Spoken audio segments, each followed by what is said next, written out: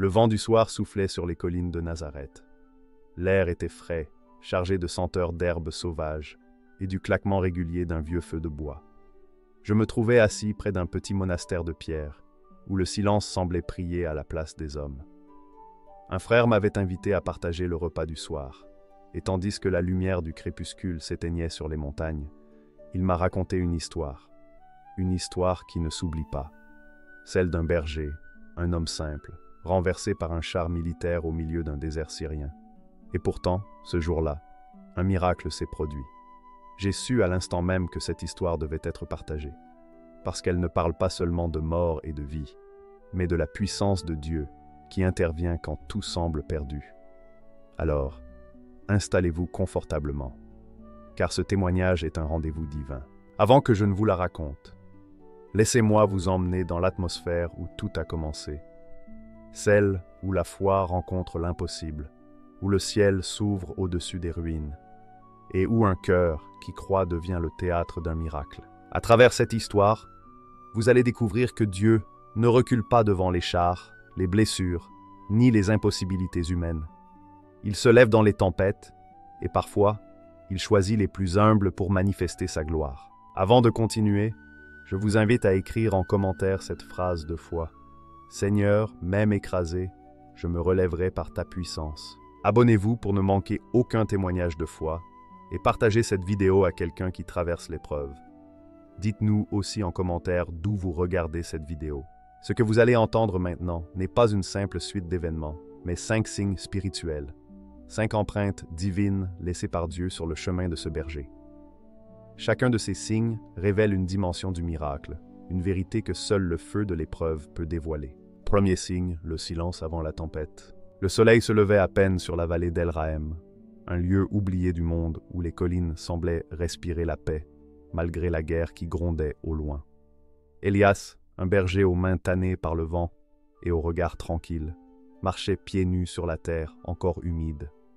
Chaque matin, il sortait ses brebis avec la même prière. « Seigneur, garde mes pas sur ton chemin. » Sa voix résonnait dans les collines comme un écho de confiance. Il ne possédait presque rien, sauf une foi profonde, forgée par les saisons et le silence. Ce silence-là, il le connaissait bien. C'était le langage de Dieu dans les vallées désertes. Mais ce matin-là, ce silence allait se transformer en tonnerre. À mesure qu'il avançait, le vent se leva, apportant avec lui une odeur étrange, celle du fer et du feu. Les oiseaux s'envolèrent brusquement et le sol se mit à vibrer sous ses pieds. Élias leva les yeux. Au loin, une forme massive se dessinait. Un char militaire avançait, écrasant tout sur son passage, ignorant les bergers et les troupeaux. Le grondement devint assourdissant, comme une bête mécanique ivre de puissance. Élias tenta de rassembler ses brebis, mais le chaos fut trop rapide. Le char surgit du tournant, soulevant un nuage de poussière brûlante.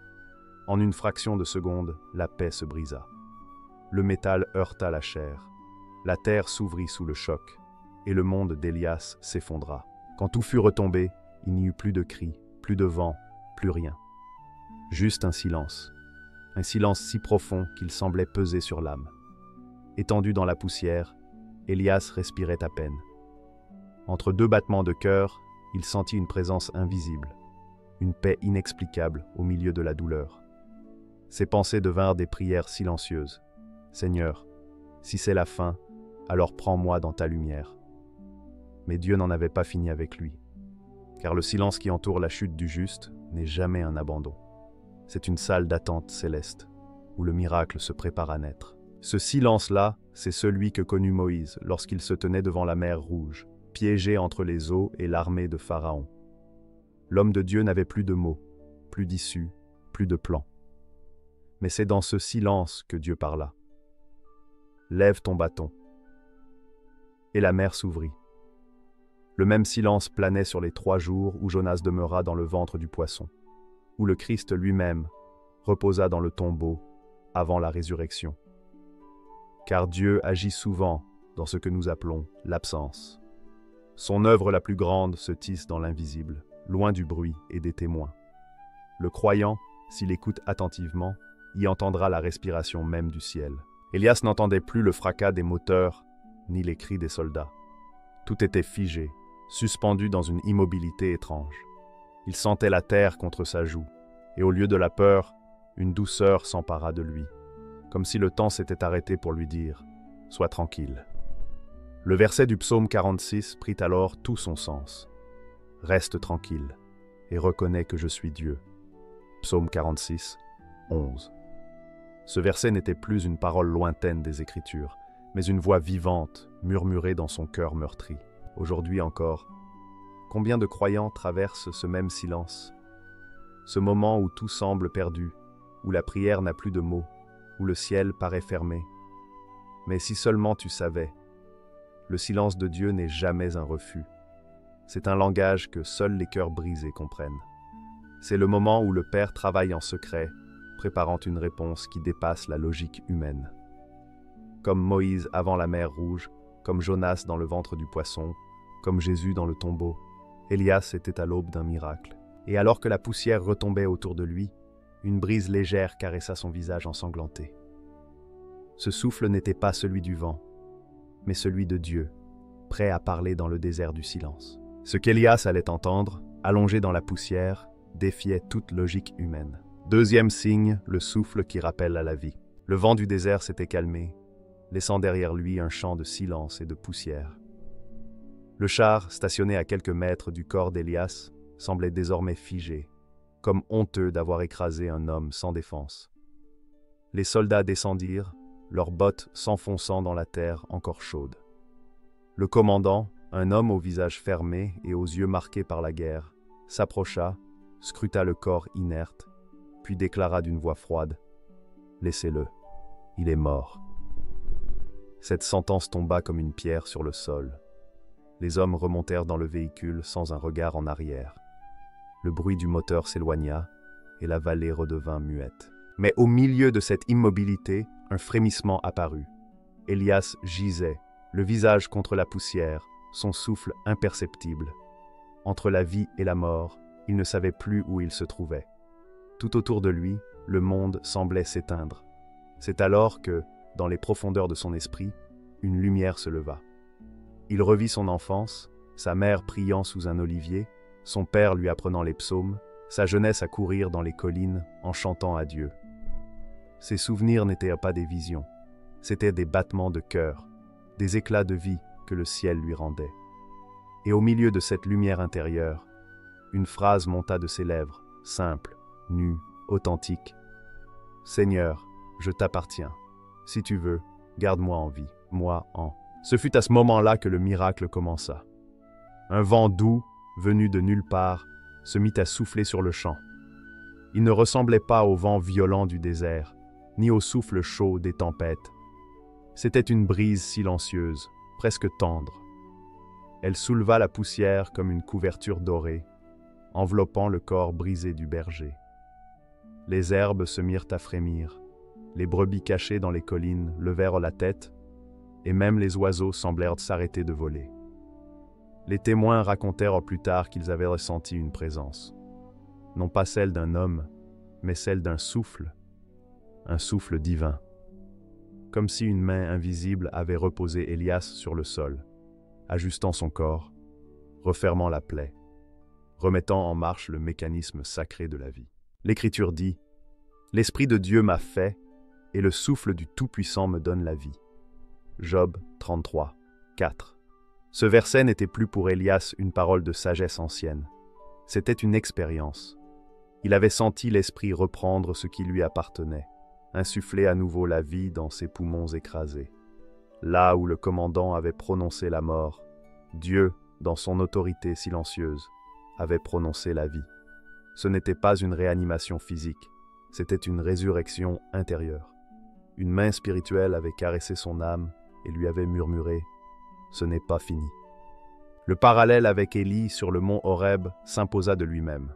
Le prophète, épuisé, fuyant la mort, chercha Dieu dans le tonnerre, dans le tremblement de terre, dans le feu. Mais Dieu ne s'y trouvait pas. Il vint dans un souffle doux, un murmure. Ce même souffle effleura Élias ce jour-là, prouvant que le Tout-Puissant n'agit pas toujours dans la grandeur, mais souvent dans la délicatesse. Il ne crie pas, il restaure. Il ne force pas, il invite. Il ne hurle pas à la face du désespoir. Il vient s'asseoir au bord de la poussière et dit simplement « Lève-toi !» Et si ce souffle, aujourd'hui encore, cherchait les âmes écrasées, si ce même esprit rôdait dans les hôpitaux, les ruelles sombres, les chambres où quelqu'un pense que c'est la fin, car Dieu n'a pas cessé de souffler. Ce souffle qui a rappelé Elias à la vie, c'est celui qui, au commencement, donna forme à l'homme à partir de la poussière, celui qui ressuscita le fils de la veuve Anaïn, celui qui fit revivre le jeune Eutychus, tombé d'une fenêtre sous la prédication de Paul. Chaque fois que l'espérance s'éteint, ce souffle revient, discret, invisible, mais irrésistible. Elias ouvrit lentement les yeux. Ses côtes lui faisaient mal, mais il respirait. Et dans cette respiration, il sut. Dieu avait passé par là. Le vent s'éloigna doucement, emportant avec lui la poussière et la peur. Ce n'était plus un vent du désert, c'était le souffle du Très-Haut, celui qui rappelle à la vie ce que le monde croit perdu. Mais ce vent portait plus qu'un souffle. Il annonçait un message que personne n'allait comprendre tout de suite. Troisième signe, le sang et la lumière. Le voyage vers le dispensaire fut une traversée entre deux mondes. Les hommes qui portaient Elias sur une civière improvisée ne savaient pas s'il était encore vivant. Ses paupières tremblaient, son visage était livide, et le sang qui s'écoulait de sa poitrine laissait une trace rouge sur la poussière. Le char avait brisé ses côtes, perforé son thorax, et chaque respiration semblait un combat. Pourtant, même dans cet état, un murmure ne cessait de s'échapper de ses lèvres. « Seigneur, je suis encore à toi. » Les passants, frappés par cette prière murmurée au bord de la mort, l'emmenèrent jusqu'à un petit bâtiment de fortune, un dispensaire construit avec des tôles, quelques lits et une lampe à pétrole. Là, on le déposa sur une table en bois, sans médecin, seulement 2 jeunes infirmiers et une religieuse âgée qui ne cessait de prier à voix basse. Toute la nuit, Elias resta entre le sommeil et l'éternité. Les ombres dansaient sur les murs, les bruits du dehors s'éteignaient, et la chaleur de la fièvre lui donnait l'impression d'être dans un four ardent. Son souffle devenait court, mais quelque chose en lui refusait d'abandonner. Dans cette obscurité étouffante, il sentit soudain une présence, d'abord légère, comme un souffle sur le front, puis de plus en plus forte, jusqu'à remplir toute la pièce d'une lumière éclatante. Une lumière si vive qu'elle semblait pénétrer la chair et illuminer les os. Elias voulut parler, mais sa bouche resta close. Devant lui, debout dans cette clarté surnaturelle, se tenait un homme vêtu de blanc, tenant une houlette, le bâton des bergers. Son visage rayonnait d'une paix indescriptible, et ses yeux brillaient d'un amour qui brûlait sans consumeur. « Tu as guidé mes brebis sur terre, » dit la voix, douce mais ferme. « Maintenant je guiderai ton cœur vers la vie. » À ces mots, tout le poids de la douleur quitta Elias. Il sentit la lumière se poser sur son torse, à l'endroit où le métal avait transpercé sa peau. Une chaleur pure, comme un feu doux, envahit sa poitrine. Le sang qui s'écoulait se figea, la plaie se referma, et une paix totale l'enveloppa. Il comprit, sans qu'on le lui dise, que la main de Dieu touchait son sang, non pour effacer la blessure, mais pour la transformer en témoignage. Il n'était plus simplement un homme qui avait survécu. Il devenait un porteur de lumière. Quand l'aube se leva, les infirmiers, encore engourdis de sommeil, virent Elias assis sur son lit, le regard levé vers la fenêtre, respirant profondément. La religieuse s'approcha, retira les bandages et resta figée. La blessure qui menaçait sa vie avait disparu.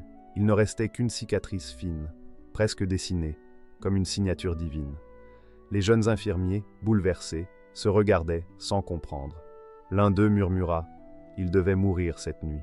L'autre répondit, tremblant « Non, quelqu'un est venu avant nous ». Elias, lui, gardait le silence. Il savait. L'Écriture déclare « Par ses meurtrissures, nous sommes guéris ». Ésaïe 53, 5. Ce verset prenait chair devant eux. Ce n'était plus une promesse abstraite, mais une réalité tangible.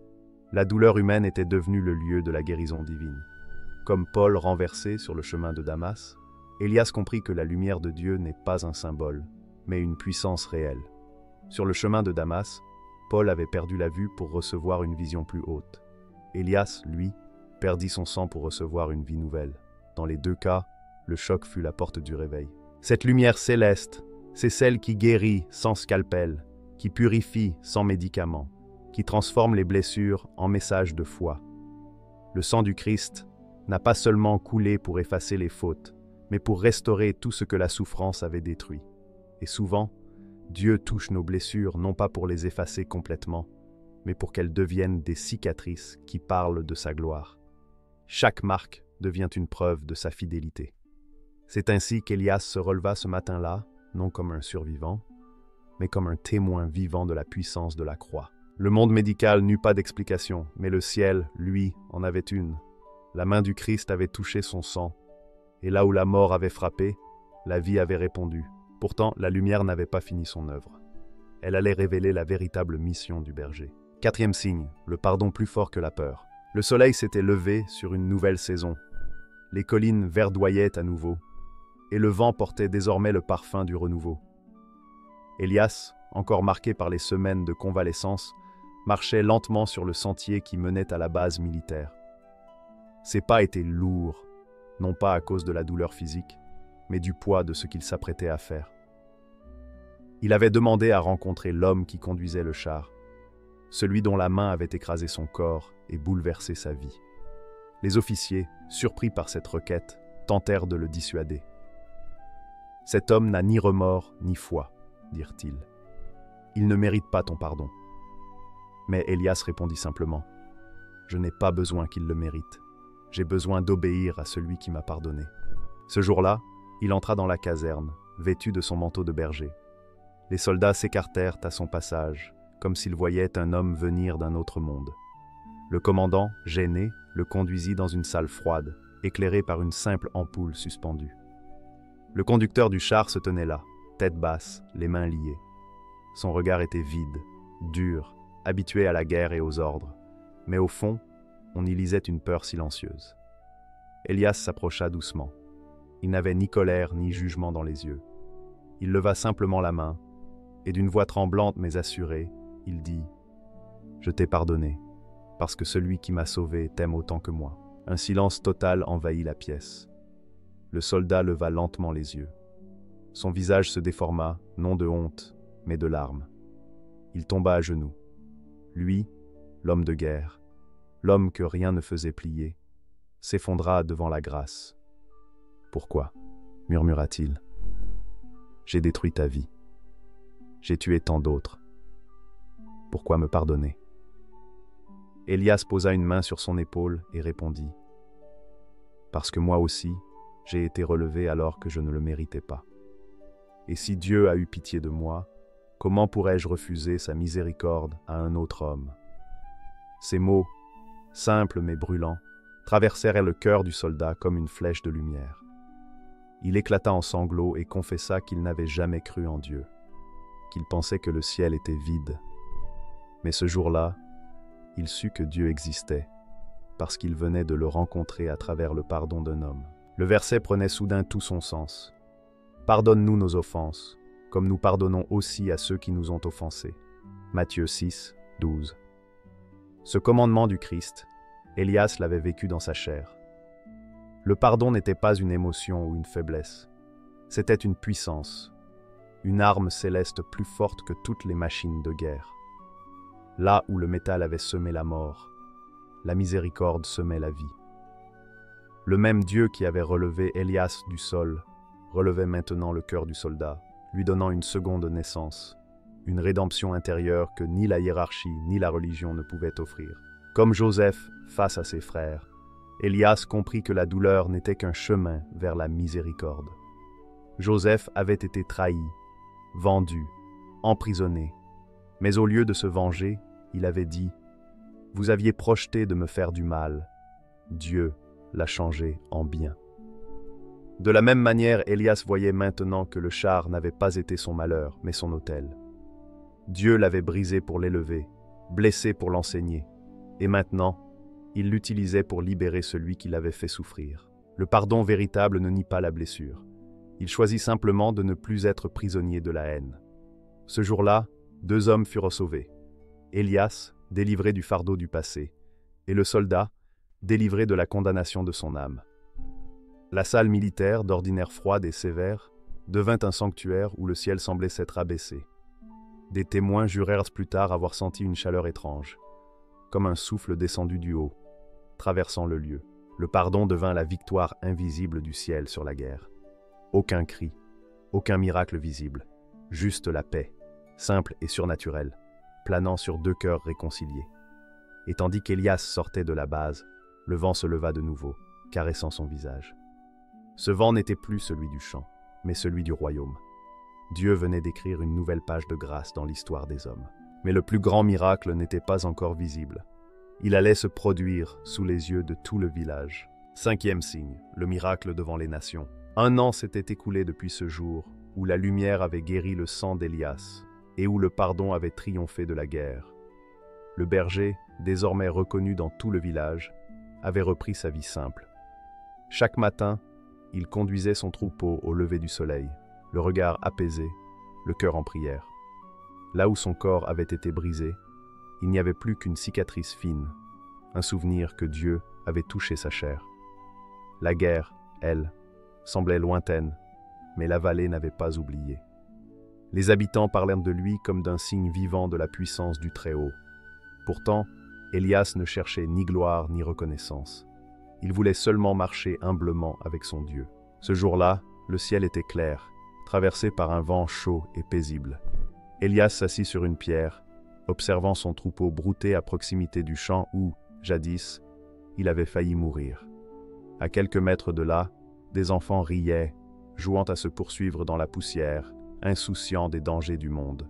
Leur rire s'élevait comme une mélodie d'espérance.